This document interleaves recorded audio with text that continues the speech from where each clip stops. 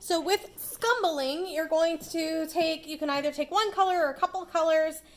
This background here is scumbled, so what I'm going to do with scumbling is I'm going to take my bigger brush, and you can use your medium to smaller brushes as well.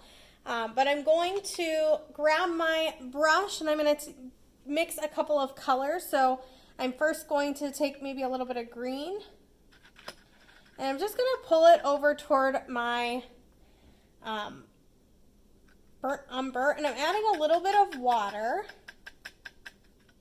and I'm going to add a little bit of burnt umber to it so it becomes more of a hunter green. And then all I'm doing with my brush is I'm doing some dry brushing.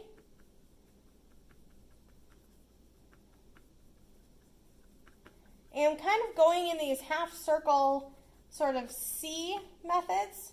If you're using scumbling and you want some other like kind of really clean areas, you'll want to do scumbling before you do a lot of your detail work.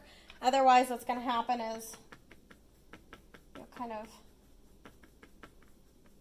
miss out on some of that, and you'll mess up some of your edges.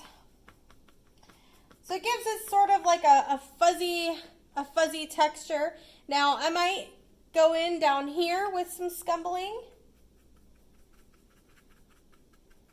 and let's say I have some mushrooms in the background. I'm going to take my brown and green that are kind of going to be the background,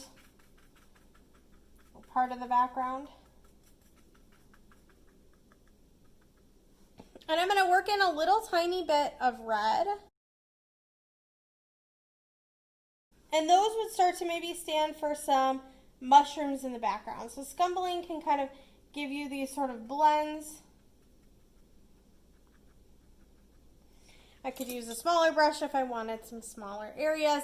But scumbling, which you can see up here, it's really just adding texture. And it's most often used in landscapes. I would say that scumbling is kind of more popular in landscapes.